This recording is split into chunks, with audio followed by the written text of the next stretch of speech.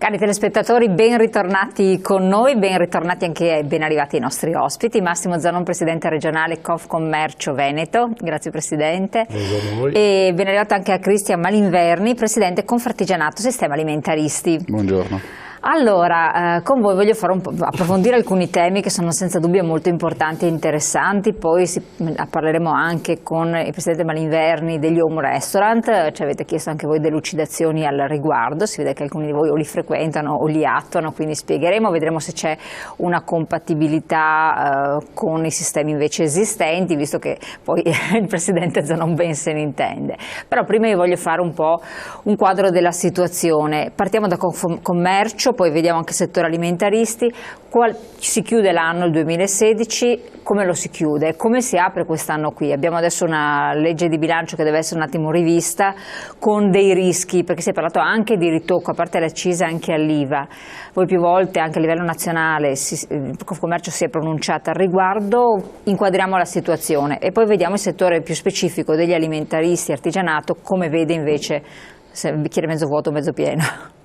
Presidente. Il 2017 lo vediamo in partenza con le stesse problematiche dell'anno precedente e degli ultimi anni che ci hanno preceduto, con qualche nube in più rispetto alla vergognosa situazione che stanno esprimendo a livello nazionale sull'idea di andare al voto, perché non è immaginabile che rispetto al tema di salvare il Paese da una situazione che per motivi anche non certamente di fortuna, di meteorologici, di concause, di situazioni che si sono scoppiate tutte una dietro l'altra, oggi il Paese è fortemente in difficoltà.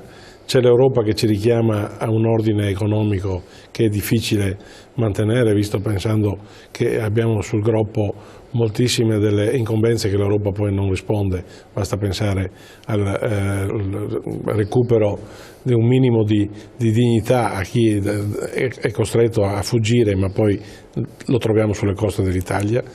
Se pensiamo al mondo che abbiamo di fronte, quindi immaginavamo come cittadini, magari sempre in maniera bonaria, non volendo sempre metterci il pepe su qualsiasi cosa, che le cose più importanti erano cercare di dare le risposte che il Paese ha bisogno. E invece sembra che quasi tutti, anche i giovani, anche quelli che pensavano di dover dare l'esempio alle vecchie categorie da eliminare, si giocano la partita sui loro piccoli interessi di bottega, ma dei cittadini italiani e quindi delle imprese ho l'impressione ci si interessi solo per un fatto di istituto, ma non perché si ha la consapevolezza che così veramente si risolvono i problemi. Perché non c'è stato uno sgravio fiscale che ha riguardato anche le vostre imprese, non ci sono state agevolazioni nella legge di stabilità? Guardi, noi siamo dalla parte che è ora di finirla di avere gli sgravi. Vogliamo essere competitivi. Non è che dobbiamo avere una concessione perché qualcuno ci ha dato uno sgravio e allora stiamo in piedi, guadagniamo l'1% in più. Noi vogliamo essere messi in condizioni di regole precise con un giusto costo della tassazione, che comunque, attenzione, che quasi mai si parla in maniera corretta di tassazione, perché si guarda solo quella di fine anno e ci si dimentica di tutte le incombenze d'obbligo che lo Stato ci deve caricare dal 1° di gennaio fino alla prima della dichiarazione dei redditi. Se su questo non si vuole fare attenzione e si continua solo a fare della demagogia, è evidente che tutti i giochini possono servire o soddisfare un piccolo bisogno, ma progettare un periodo medio-lungo di un'Italia che ritorni ad essere serena e da un punto di vista economico sicuramente affidabile, ho l'impressione che siamo ancora in alto mare. Quindi lei dice i consumi interni sostanzialmente sono ancora al palo o ben poca cosa? Beh, il più ottimista può dire che il +1 è meglio di -1, ma sicuramente questa situazione qua fa pensare per esempio che nei grandi asset dove l'Italia dovrebbe essere leader non vede i segnali di aumento, magari aumentano in quelle cose dove dobbiamo importarle, ma non ci interessa mica immaginare che ancora una volta non facciamo crescere la produzione interna. L'alimentare, il settore che noi rappresentiamo in gran parte nel mondo della ristorazione, nel mondo del turismo, è ancora senza un progetto generale e dovrebbe essere invece primaria la visione strategica, perché creando lavoro, creando posti sicuri, si cerca in qualche modo anche di portare nuova liquidità sulle famiglie e quindi anche possibilità di spesa. Invece la disoccupazione è sempre lì, mezzo punto più, mezzo punto in meno, e i giovani, i dati sono di ieri, non sono sicuramente più al lavoro oggi che qualche anno fa. Assolutamente. Turismo si salva? Si è salvato si salva perché... Ma è nel modo in cui era prevedibile che si salvasse oppure no? Si salva anche perché la nostra è stata una concomitanza di cose positive legate anche al fatto che hanno abbandonato altri mercati e quindi è stata scelta l'Italia. Poi alcune nostre politiche di maggiore attenzione all'ambiente fanno sì che si possa oggi essere meno in difficoltà o meno in difetto rispetto a qualche decina d'anni fa, ma comunque ce n'è molto da fare ancora. Anche perché il turismo che noi abbiamo, la stragrande maggioranza, è un turismo povero, e di fronte invece alla necessità di avere un mix tra chi è con una disponibilità diversa e chi invece viene e giustamente deve essere attratto dall'Italia in attesa di tempi migliori, questo c'è ancora precluso da una scelta che non può essere fatta a livello di una singola regione e non può neanche essere fatta da un ministero che non ha né mezzi né fondi né una scelta ben politicamente precisa di dove si vuole arrivare. E quindi nuvole, anche in questo versante. No, è la consapevolezza che continuiamo a lottare sul stesso mare, non in burrasca ma sicuramente ne è un piatto. Quindi siete delusi?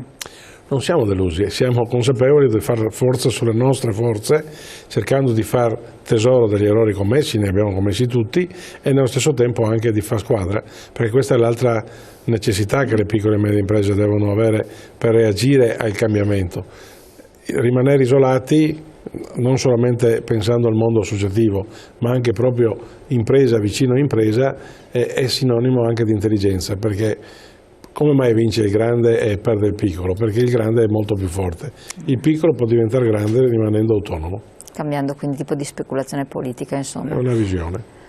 Presidente, invece voi come la vedete? Quindi settore innanzitutto artigianato, però alimentaristi, potrebbe essere positivo il segnale, cioè se ne parla tanto, quindi c'è il consumo dell'agroalimentare italiano o no? Va bene?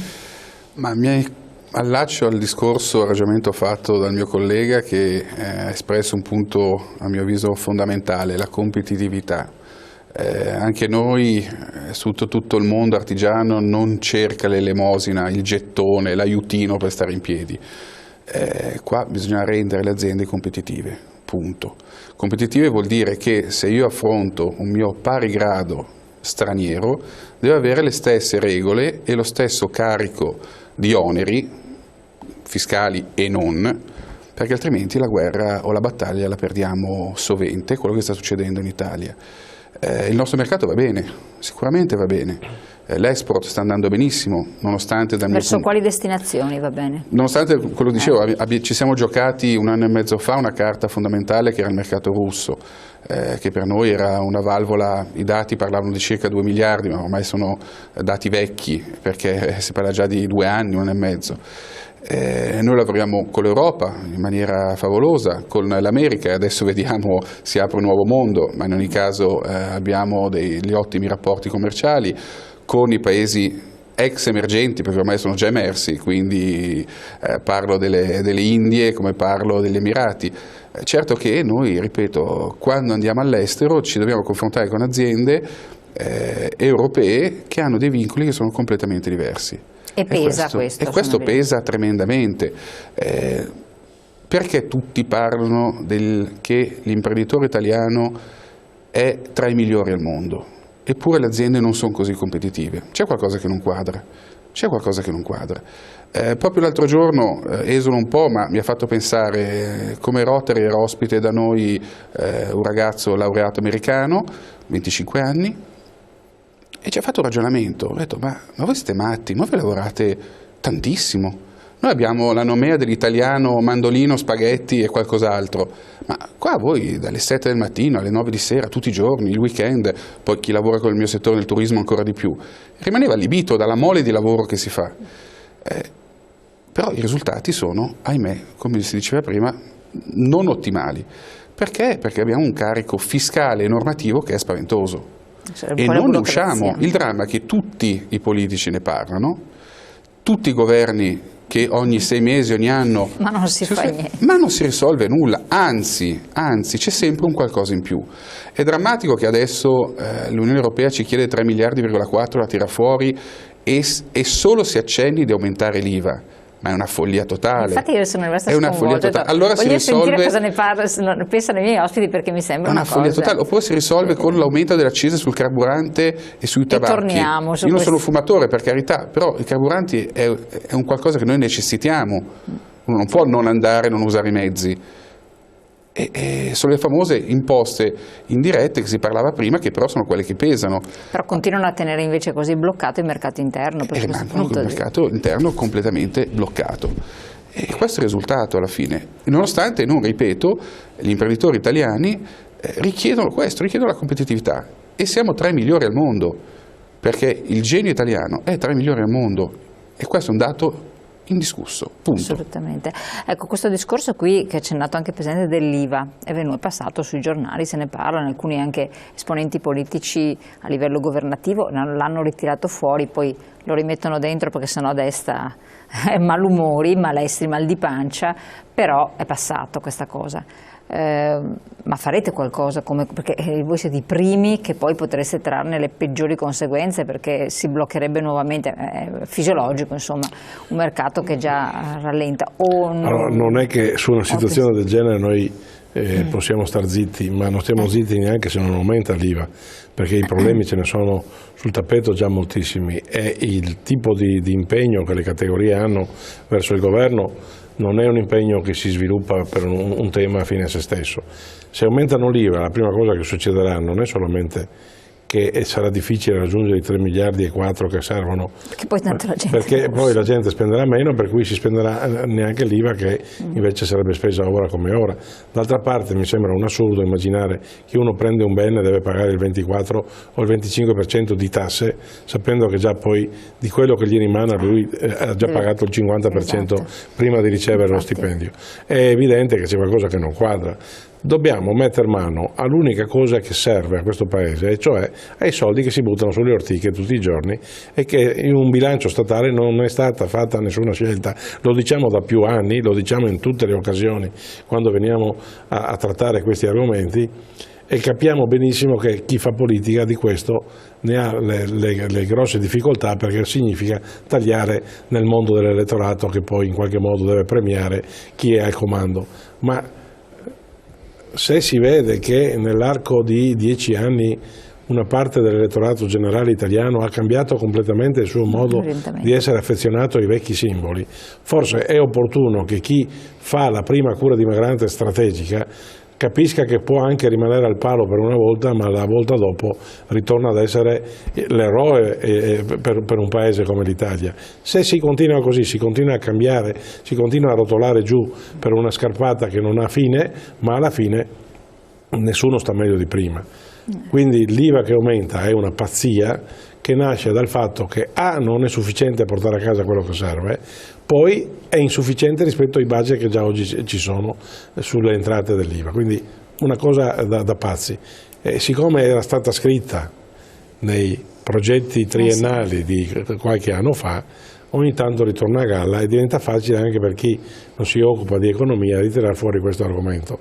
Ma l'obiettivo non può più essere di ricontinuare, riaumentiamo le sigarette, la benzina, l'IVA, la tassa sui francobolli, la tassa sul respirare quando uno va in giro per la strada. Non si può, bisogna tagliare quello che oggi il Paese non può più permettersi e bisogna togliere anche qualche eccesso di benessere, potrebbero essere anche i bonus, perché i bonus intesi quelli che sono le mancette che ci danno una volta uno, una volta l'altro, ma che alla fine non cambia la vita a nessuno.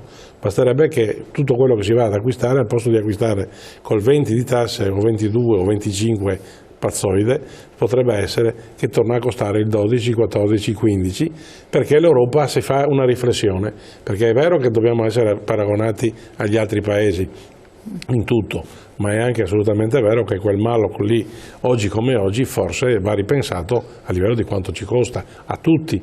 Non sto facendo un ragionamento andiamo o restiamo. Sto facendo un ragionamento dell'utilità e soprattutto dell'attualità. Se in tutte le famiglie si è tagliato del 10, del 20, del 30%, certo. l'Europa fa parte della famiglia su cui noi viviamo, non può continuare a immaginare che lei decide cosa dobbiamo fare noi e noi diciamo sempre di sì. Non ne abbiamo più la forza, anche perché quando c'era il bisogno di metterci le giuste considerazioni nei bilanci degli ultimi decenni, l'Italia è sempre stata assente. Assolutamente. Torniamo dopo su questi temi, pubblicità, pochi secondi, restate con noi.